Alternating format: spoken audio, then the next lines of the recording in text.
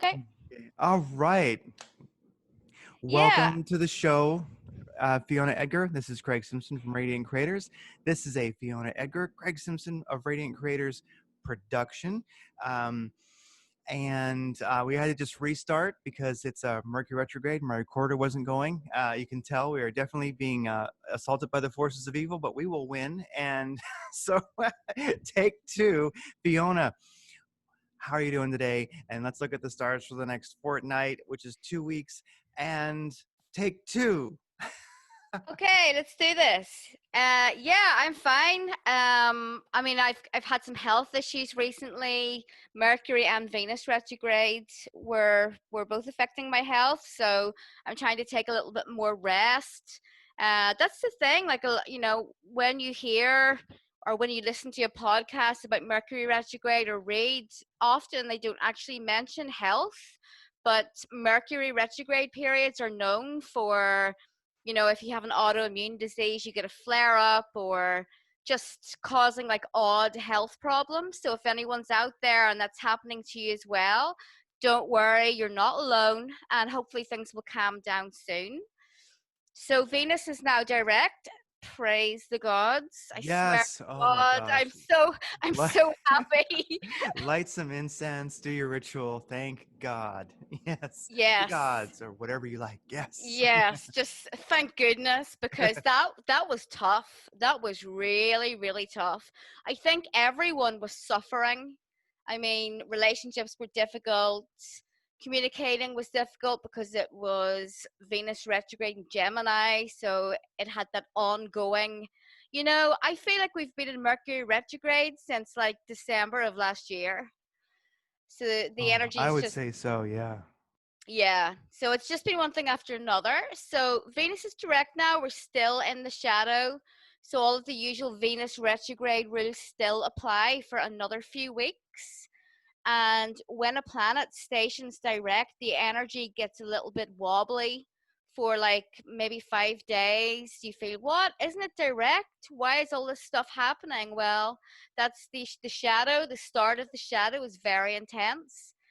So we've got this to get through. Mercury is retrograde in Cancer. We're all feeling a bit emotional, maybe more clingy than usual. We want reassurance from our loved ones. That's all normal stuff. That's okay to feel that way and to ask for reassurance. So the next big astrology event that we have is actually on Sunday.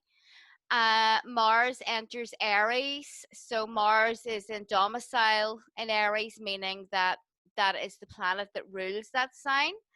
And personally, I'm super glad because Mars is really excellent in Aries.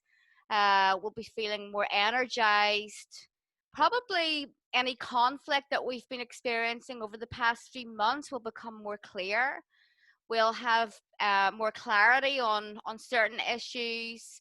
We'll be feeling maybe our health issues will improve, and just it's just a better energy. Mars doesn't really sit well in Pisces because Pisces is a water sign, and Mars is like, yeah, super alpha and masculine and wants action, and Pisces doesn't really want that, so there's like a clash. And then we have a lot of stuff going on with secret enemies and deception and all of that nasty stuff. So Mars is much better in Aries. The next, also on the same day, Mars makes a nice sextile. So a sextile is like an easy aspect to Saturn. So it starts off, the actual transit starts off making a good aspect, which is always a good sign for the weeks ahead.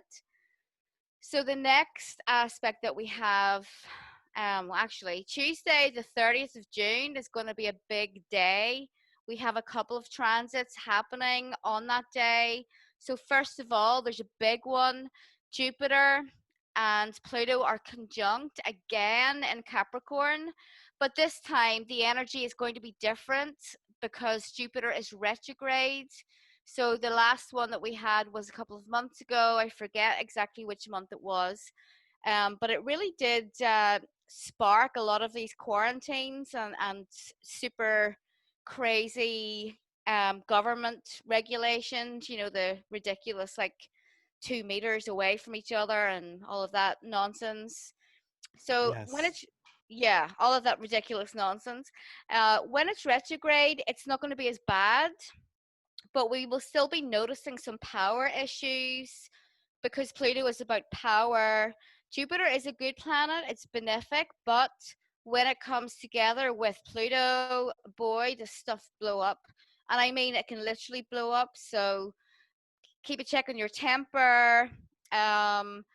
Unfortunately, I did predict, I can't remember exactly when, like a week or two ago, that we would see an increase in domestic terrorist attacks. Unfortunately, that is the case. There was one just happened this afternoon in Scotland. And honestly, I hate to say this, and it's not a case of wanting to be right about this, but I want people to be careful this year because the energy is so unpredictable. We will see an increase in terrorist attacks right up until December. And if we think about it, we do have terrorist acts happening, well, all over the world, but I can say, especially here in America, that, I mean, statues being torn down is ultimately, I would say, as an act of terrorism. It's definitely uncalled for, not lawful, not reasonable, and it's being done by force, and we are seeing violence where people are trying to protect those statues. So, uh, we're having them. Gosh, we've had like 60 statues torn down here in this country alone recently since all the bullshit started, and those are just 60 acts of terror right there. So keep going. Yeah, yeah, that exactly. So, it's going to be anything from statues to much worse than that. So just whatever whatever way that you personally want to deal with that, or what you want to do with that information is up to you, but just take care for the rest of the year is all I'm saying. On that same day, Tuesday, June 30th, the sun makes a square. So a square is a harsh aspect to Chiron. Chiron is the planet of wounds, also healing, so it's called the wounded healer. But it does look like a bit of an ouchy day. Things may flare up on a personal level, also on a global level. So put that in your diary. Try and stay focused and calm on that day. Do activities that make you feel more stable. There is a minor aspect also happening on that day. Mercury is in sextile to Uranus, so it's not going to outweigh the more stressful aspects, but it's giving us a little bit of help. So Mercury is the planet of communication, and Uranus is the planet of something new coming in. So maybe you have an argument with someone on that day, but then you talk it over afterwards, and as a result of that, your relationship improves. We may receive news on that day that is shocking. So again, possibly going to the whole global events scenario. I don't know. It's impossible to predict exactly what's going to happen, but it's certainly a day to put in the diaries. So we go on to Wednesday, July 1st, and there are a number of aspects happening on that day. So the first thing is that the sun conjuncts Mercury in Cancer. We'll be feeling quite emotional on that day, and we'll be wanting to communicate about our emotions. So lots of conversations with others. The sun is in sextile with Uranus. Mercury is square Chiron on this day also. Again, there may be some heated conversations. There may be some odd news that we receive. Global events may be acting pretty crazy again. So Saturn retrograde also, because right now Saturn, Jupiter, and Pluto, the big daddies, are all retrograde. So Saturn goes from Aquarius back into Capricorn for his last dip in Capricorn. And he's going to transit there until I think it's November or December before he goes back into Aquarius for the next couple of years. So when Saturn is in Capricorn, it's all about the restructuring of power governments, laws, that kind of thing, traditions. A lot of people are returning to a more traditional way of life because they are starting to recognize how toxic modern life is. And Capricorn is a sign of wisdom. It's a sign that symbolizes our ancestry on the paternal line. Um, it's also about maturity. So maybe some kind of Saturn in Capricorn type of figure comes along with a big fish and slaps these statue topplers a couple of times around the back of the head, knocks some sense into them. So something around there. Maybe there's going to be riots, more statue toppling nonsense, but then some kind of authority figure is going to put an end to it. So a couple of days later, Sunday, July 5th, we actually have an eclipse. So the next couple of weeks are going to be pretty eventful.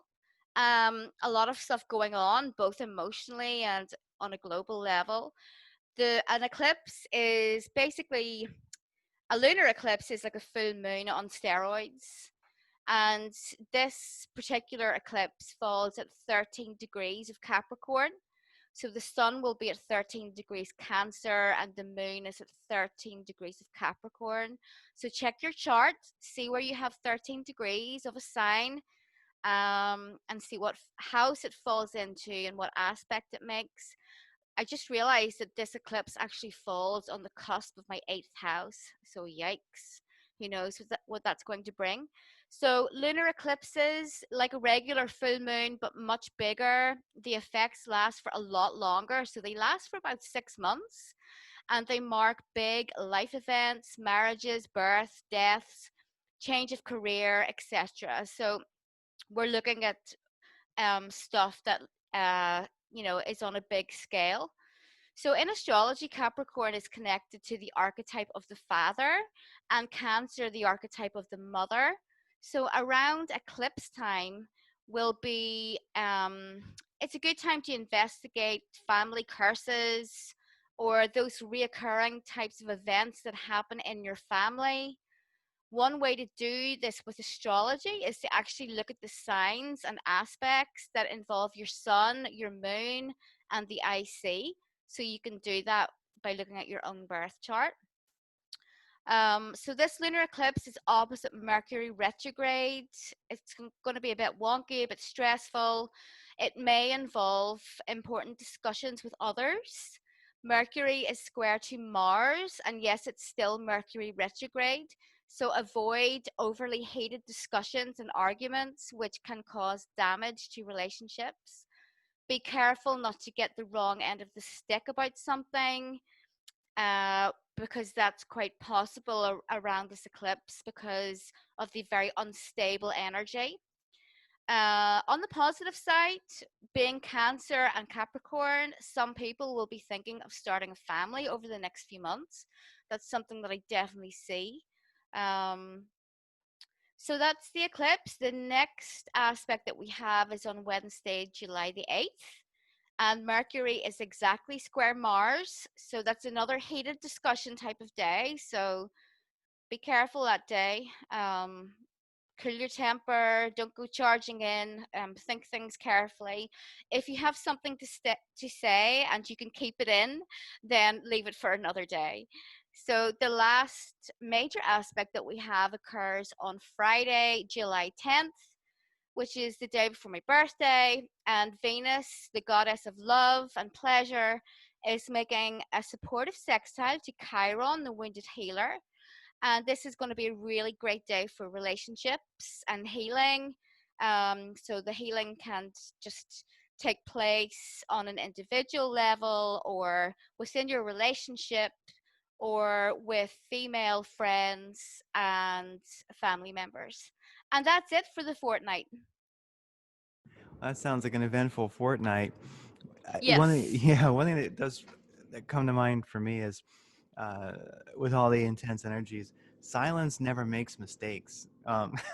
Yes. It doesn't. So, I know for me, that's whenever I'm feeling grumpy or just negative. I mean, that happens to everybody. Sometimes you're just like, grr, and yeah, I just make a point of not saying anything. But it isn't like it's that hard not to do. It's just you just realize, wow, I'm under the influence of a lot of retrograde planets right now. Mercury retrograde. The world's kind of crazy. It's very easy to lash out or just say things that aren't really productive. They're more self-indulgent than productive. So yeah, it's a good time for just a little silence. It won't make the mistakes that sometimes saying anything will. Especially when you're just sort of, because you can, I don't know, it can just be a real pain. It can be very difficult, make for a lot of you know hard situations that then have to be fixed later when you indulge. There's a great line in one of the Carlos Castaneda books. I think it's The Way of Power, I think is what it might have been called. And it's where the kind of the master says, the warrior does not indulge. That spiritual warrior, one of the real marks of strength is the ability to not indulge in one's lesser emotions or instincts. So anyway, hey there, Yeah. warriors, do not indulge at this time. Yeah, that those are some really excellent books. I've read a couple of those as well, so highly recommended. And yeah, I understand that, and I totally agree with that. But I wish that I could do that because I have a Mars Mercury conjunction. So even if I want to keep something in, I find it really difficult. I'm never going to be one of those people that can really keep my really strong opinions to myself. So, Oh but you'll no. always get on the plus side, people like that are usually pretty honest and straightforward. Yeah, and it's never good to be a doormat either. So I guess we have to always work with our stars. Know our strengths, weaknesses, and how we're going to interface with things. Yeah, because then I can have the same issue of being too quiet. Being aloof. So that's it's funny. I say silence doesn't make mistakes, but the truth is it does. So there's no perfect answer. Oh my gosh. So I will probably do cards, I'm sure. And I was going to mention to everybody, if you're listening, I should mention this at the beginning, but while you're listening, if you haven't gone there, check out Scorpio Moon Karmic Astrology.com. And if you want to check out radiantcreators.com, we're the two organizations doing this. So how are you feeling cosmic weather wise? Because the world's crazy. Is there anything you're picking up on? Well, I just want to quickly say that Mercury retrograde moment, but I actually changed the URL to my website. Oh, okay. Yeah, so it's actually just FionaEdgar.com. Um, if people want to check that out, please feel free. But yeah, cosmic weather. I have to say, I felt a little bit uneasy today. There's like a strange atmosphere in the air. I've also been extremely tired and exhausted the past couple of days. And I've had some very odd and vivid dreams, mostly about people from the past. So that's definitely a Mercury retrograde type of thing. But when you just get that feeling that something's kind of looming. Yeah, I I think something is looming for sure. I know we've been feeling that too. And I think for me, one of the things I feel that's looming is, of course, it can always be things that we can't see, um, like the unfortunate incident that happened near you today. Yeah. You can feel it coming, but you don't necessarily know what it is. So who knows what will unfold. But one thing that I do see is the globalists really are not happy with their lockdown not being as successful as they wanted it. So I can see it like here in this country, we have all the states that haven't really played ball with the globalists are getting, outrageous numbers now, supposedly, of infections, which of course are, in my opinion, made up. And so it does seem that like the second wave that everybody talks about, not that I want to bring it into being by focusing on it, but it does seem that I have a feeling that the globalists are not happy that the first wave kind of just didn't quite, it wasn't quite the tsunami that they wanted. And so we can feel it and see it. They're working on it here in America for sure, they want to go after the states that haven't been playing ball, that have been successful. So the second wave attack has definitely started. Hmm. Yeah, I mean, they're going to milk this for sure. And I do think that there will be another lockdown type of scenario, probably around September, August, that type of thing. But I mean, a friend of mine, he's called Tim Goyech. He's like an awesome naturopath from Canada, and he did some research, and he came up with like 71%, or nearly 3 in 4 of the COVID-19 deaths in America have occurred in Democratic run states. So what does that tell you? I don't know. Yeah, quite I a still, lot. Yeah. yeah, I mean, I still don't know anyone that's had it, that's actually had it. So whatever. I do think that it exists, but I don't think that it's warranted this lockdown type thing throughout the world. And I don't think it's nearly as bad as what they're trying to make out to be at all. But there you go. That's what we're up against. Yeah, definitely. And yeah, there's an amazing, and I'll link to it in the show notes. There's an amazing YouTube, if people haven't seen it. It's called Perspectives on the Pandemic, and it's an undercover nurse, Erin Marie Olszewski, and she talked about her time in New York at a public hospital and what they're doing. And if a person watches this, it's an hour and 10 minutes, but it's really an hour and 10 minutes worth watching. She talks about what she saw there. She did some hidden camera work and some hidden recordings, and it will change a person's life. It will change their perspective on everything, because it definitely makes the case for many doctors and hospitals are just order followers, and they were ordered to basically, I mean, kill as many people as they could. Oh my goodness. And if you watch this, I mean, a person can make up their own mind if they think she's being, truthful or not. But it's definitely worth watching. So yeah, like you mentioned, certain states have had more deaths, and yeah, they tended to be on the left, the Democratic side. And that's something we're seeing now, I believe, is, the states that didn't get the body count that the globalists wanted are now going to be in the crosshairs. So it's nasty, and I mean, I don't want to dwell on it, but that's definitely a feeling that I have as far as cosmic weather, is that I Mm. think the second wave, it's when will the lockdowns hit, etc. If we have more, I mean, Arizona already was fought one off. She followed you. 1 sec, we're looking for one of our dogs. Okay. Yeah, and so yeah, anyway, I just recommend people watch this, because you might be like, this is crazy, it can't be, but it is.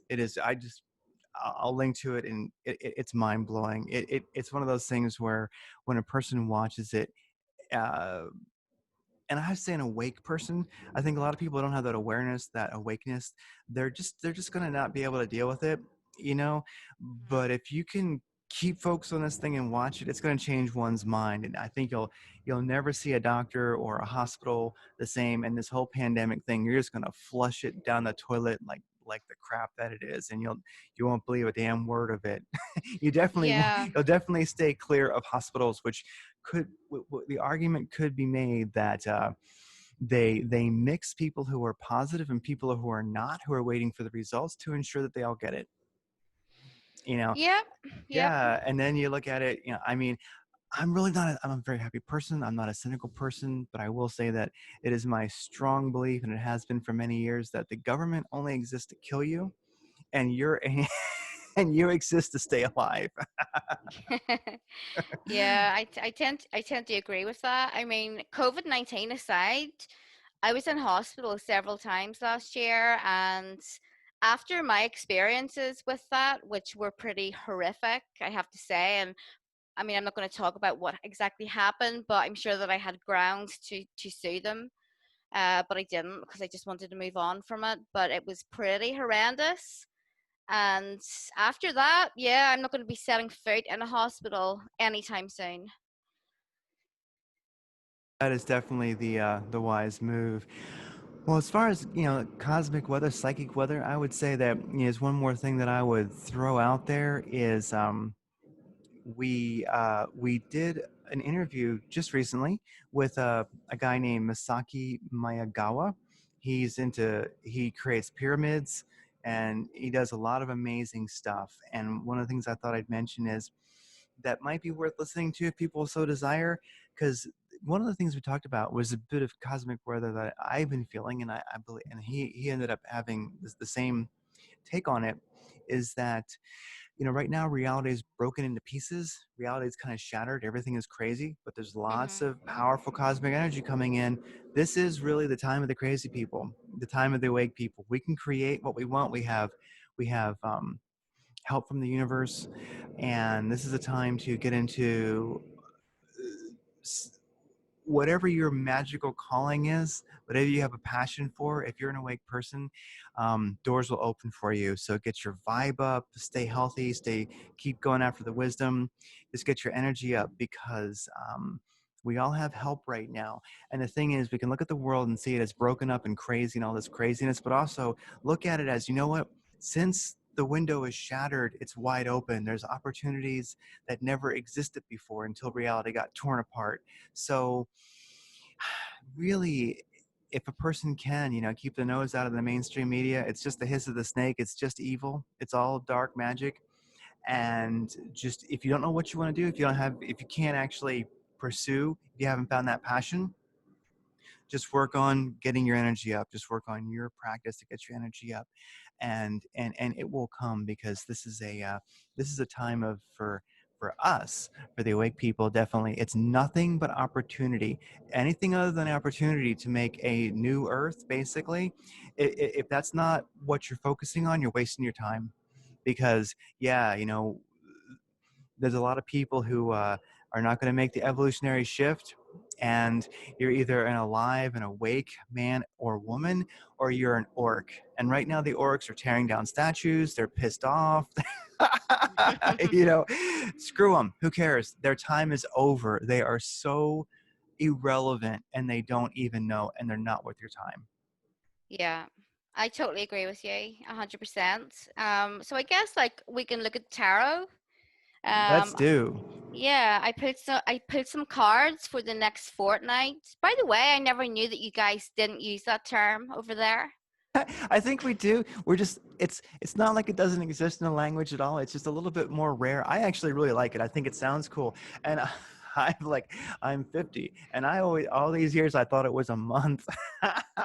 so so I guess, I've always been 2 weeks for every fortnight. I wonder why no one else showed up. Anyway, a fortnight is 2 weeks. It's a moon cycle, right? Yes, yes, it Yes. is. Yeah. So these cards are actually pretty good. So I guess that they're talking about all of the positive stuff that's going to come out of the difficult astrology that we have over the next few weeks. So the cards that I pulled, I got the Hierophant, the Wheel of Fortune, and the Four of Wands. So all good cards that point towards, yeah, the karmic wheel is turning, and your fortune is going to increase. The good times are coming. What goes down must come back up again, including statues. So the Hierophant in this spread can be, it can be the law, it can be a policeman, it can be someone that's in charge, a priest. It's also about doing the right thing. So do the right thing in your personal life. Make sure that the karmic wheel turns in your favor. I talk a lot about honor, and if you're an honorable person, you tend to get protected from m- misfortunes. So it's also about learning. This is a card of learning. Maybe someone has an epiphany over the eclipse and says, hey, you know what? I'm sick of working in this office or at home in my home office. I am going to retrain. I'm going to study to be a naturopath or an astrologer or a yoga teacher or whatever it is that they want to do, and they start off on a brand new path. So that's definitely an eclipse type of thing to do. So the Four of Wands is an excellent card. It can be about moving. So it can be about moving from one stage to another, in a positive way. It's a really good relationship card. Actually, in some cases, it's a marriage card. It can be a wedding. So maybe someone's wedding has been postponed. Don't Please don't get married during Mercury retrograde. Don't do it.